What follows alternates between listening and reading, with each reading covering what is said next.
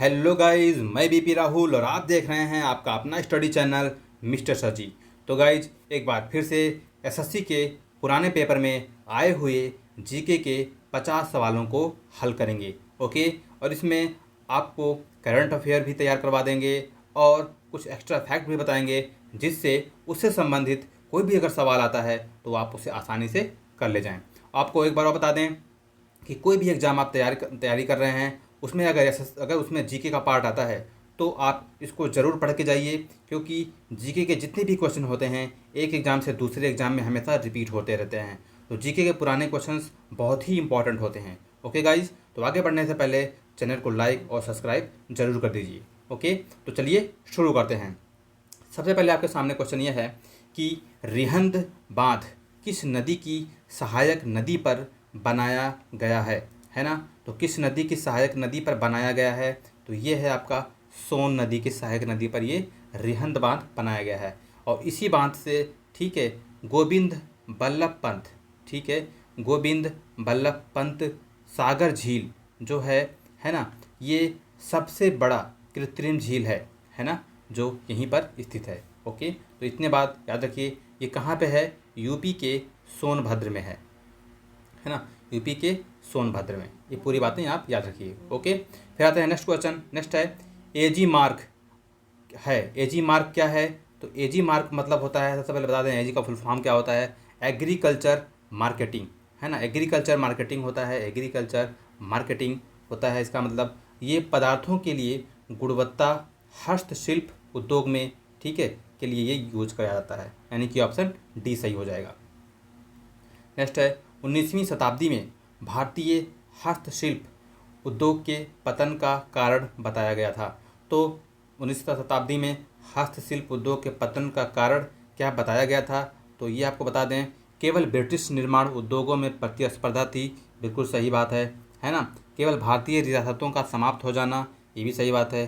केवल विदेशी शासन की स्थापना, ये भी सही बात है। इसीलिए इसमें सभी ऑप्शन सही होंगे।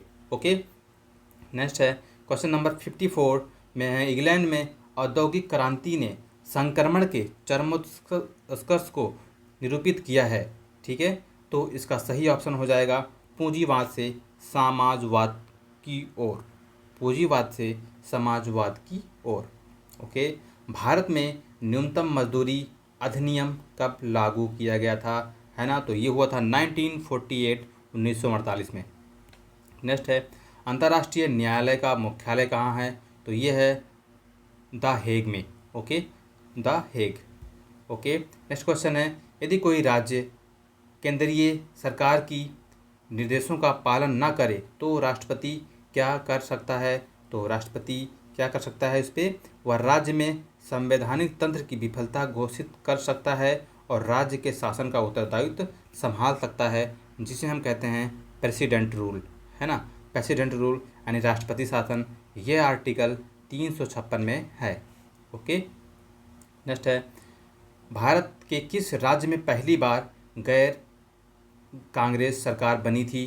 तो सबसे पहले गैर कांग्रेस सरकार बनी थी, वो बनी थी आपका केरल में। ओके, नेक्स्ट क्वेश्चन है कि सोवियत संघ का 15 स्वतंत्र गणतंत्रों में विघटन कब किया गया था? सोवियत संघ का जो 15 स्वतंत्र गणतंत्र संगठन थे, कब किया गया था? तो 1991 में किया गया था।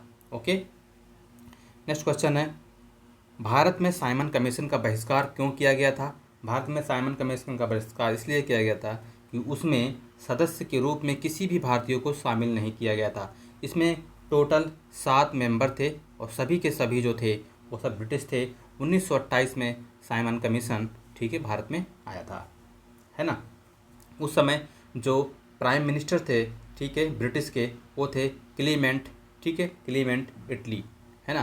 क्लीमेंट एटली जो वहाँ के प्राइम मिनिस्टर थे। ओके, नेक्स्ट क्वेश्चन है किसी भारतीय राज्य में संवैधानिक आपात स्थिति की घोषणा संसद द्वारा अनुमोदन किया जाना होता है, ठीक है। संसद द्वारा अनुमोदन कितने दिनों में किया जाना होता है? तो 2 महीने के भीतर ही कर दिया जाना चाहिए।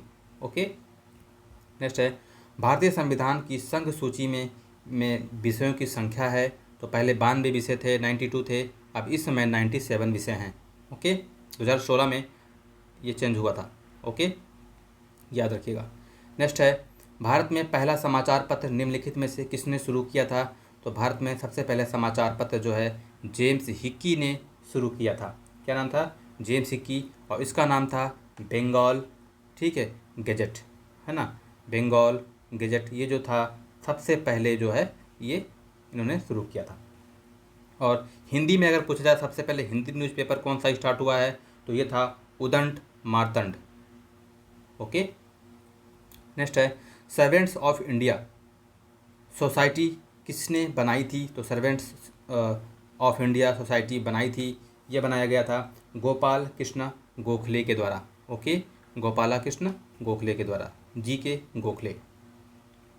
नेक्स्ट है, भारत में अंग्रेजी शिक्षा शुरू की थी। तो भारत में अंग्रेजी शिक्षा किसने शुरू की थी? आपको सबको पता है, लॉर्ड मैकाले ने, ठीक है ना।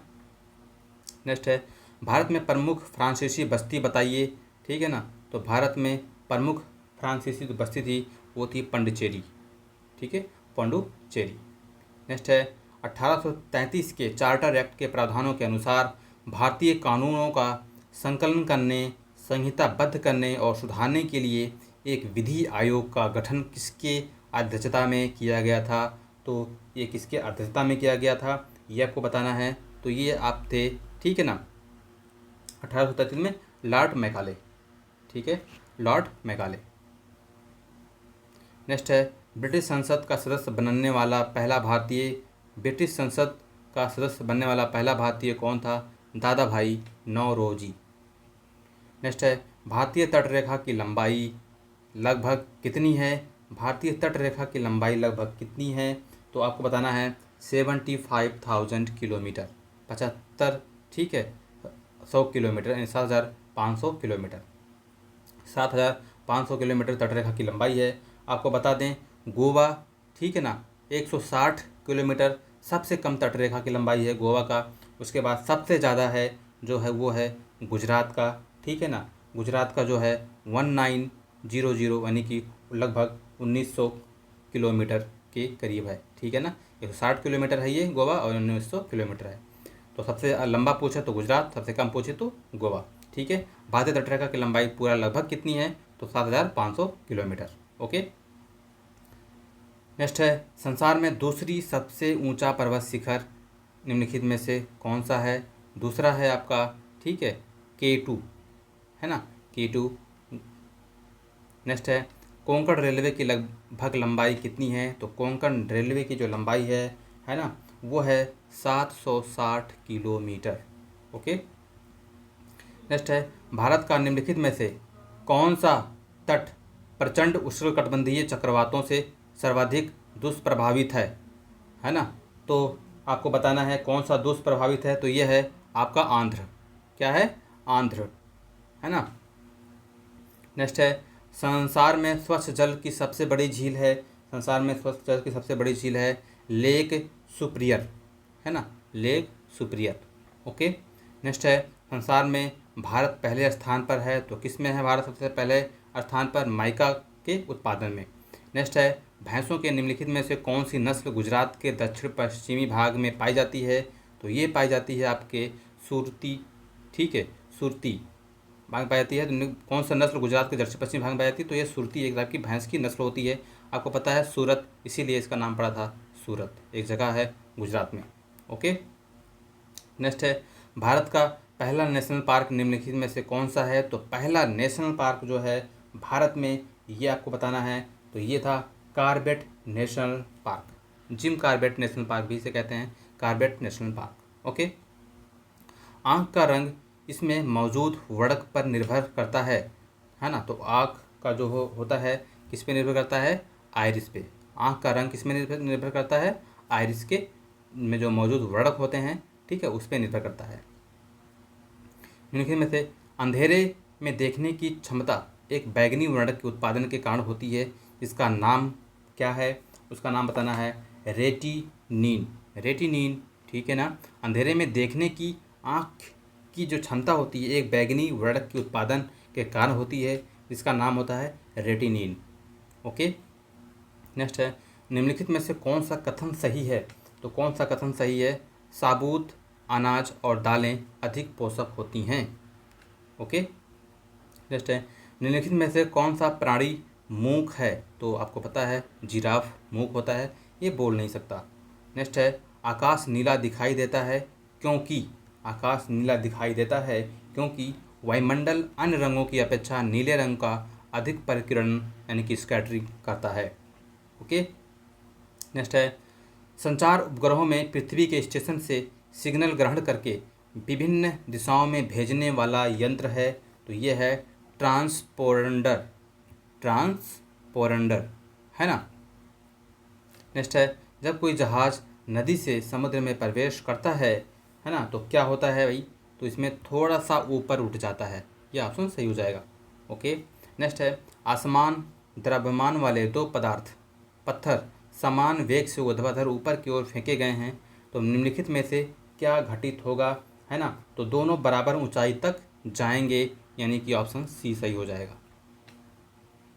नेक्स्ट है, प्राकृतिक रबड़ को मजबूत और अधिक उछाल वाला बनाने के लिए उसमें मिलाया जाने वाला पदार्थ है ना, तो उसमें सल्फर मिलाया जाता है। क्या मिलाया जाता है? सल्फर।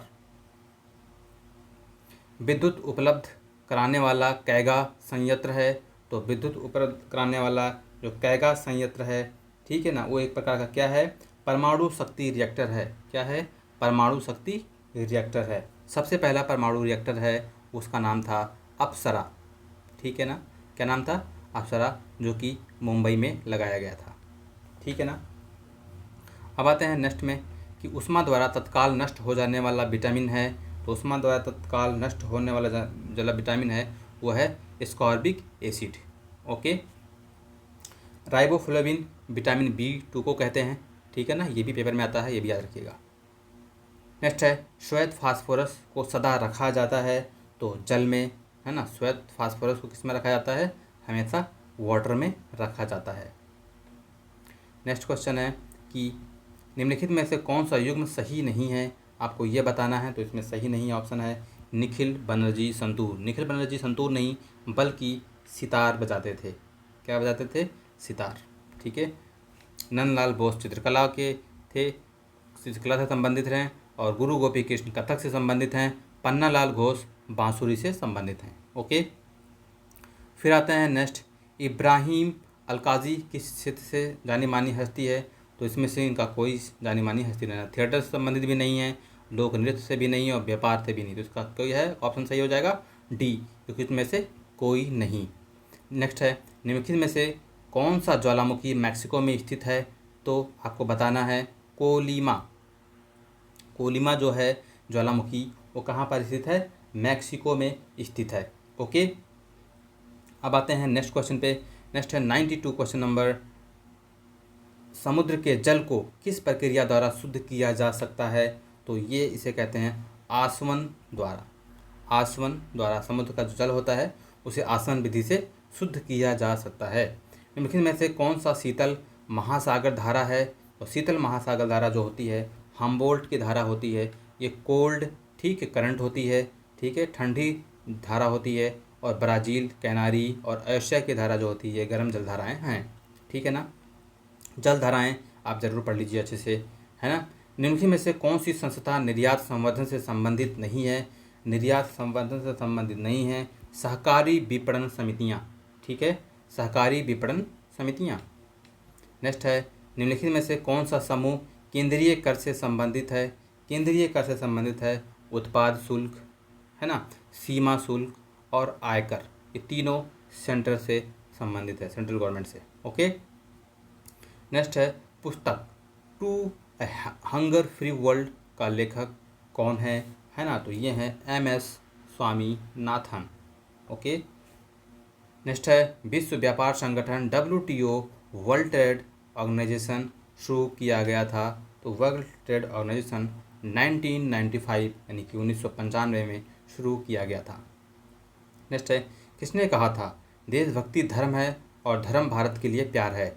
देशभक्ति धर्म है और धर्म भारत के लिए प्यार है, ये किसने कहा था? आचार्य विनोबा भावे। ओके। निम्नलिखित में से कौन सा वैक्सीन नहीं है? तो वैक्सीन आपको बता दें प्रोजेस्टेरॉन ये वैक्सीन नहीं है, ठीक है ना। प्रोजेस्टेरोन वैक्सीन नहीं है। BCG एंटी रेबीज और पोलियो वैक्सीन है।